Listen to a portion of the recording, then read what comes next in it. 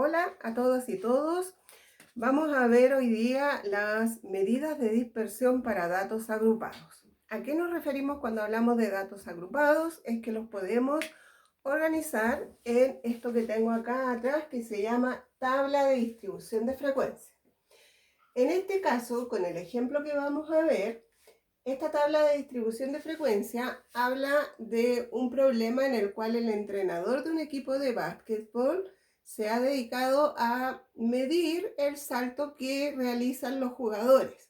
Entonces, esta información, después de varias medidas, la hemos traspasado a esta tabla de distribución de frecuencia.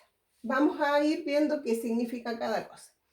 En la primera columna se registran los intervalos que miden la altura. En este caso, la altura mínima fue de 60 centímetros y estamos considerando, ¿verdad?, hasta la altura máxima que fue de 80 centímetros.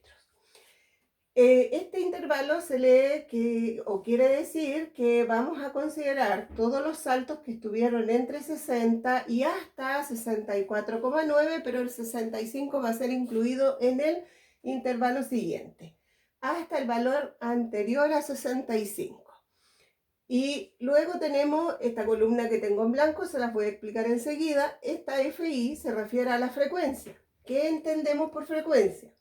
Hay 8 jugadores que te hacen saltos entre 60 y 65 centímetros, 15 jugadores que hacen saltos de 65 a 70 centímetros, y así leemos 12 jugadores en el intervalo 70-75 y tenemos 4 jugadores que hacen saltos de 75 a 80 centímetros.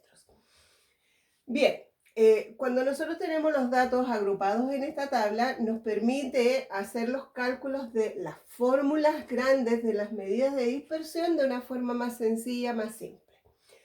El primer elemento que vamos a completar en esta tabla, o la primera columna, que se llama marca de clase. La marca de clase corresponde al intervalo marca de clase. Nosotros la vamos a determinar como la suma de los límites del intervalo, 60 más 65 dividido por 2.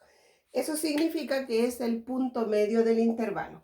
Si nosotros sumamos 60 más 65 y lo dividimos en 2, nos da como resultado 62,5. 62,5. Y lo mismo hacemos con los intervalos siguientes. Esto sería 67,5, acá tenemos 72,5 y acá tenemos 77,5. Bien.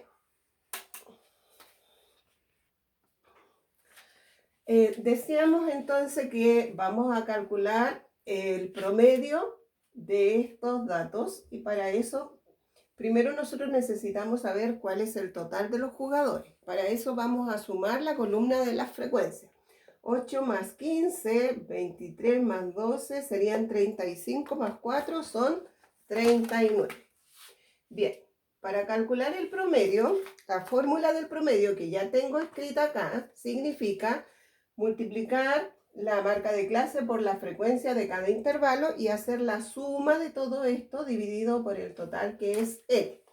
Entonces sería multiplicar cada uno de los valores, luego registrar las multiplicaciones, sumar y después finalmente totalizar y dividir por 39. Para que esto sea de una manera más simple, es lo que usamos estas tablas de distribución de frecuencia. Si yo voy multiplicando la marca de clase, que sería 62,5 por 8 en el primer intervalo, me da como resultado 500. Al multiplicar, que quedó feo ese 500, ya. Al multiplicar 67,5 por 15, eso me da 1012,5. Al multiplicar en el tercer intervalo tenemos 870 y al multiplicar en el cuarto intervalo tenemos 310. La suma de todos esos valores me da como resultado 2692,5.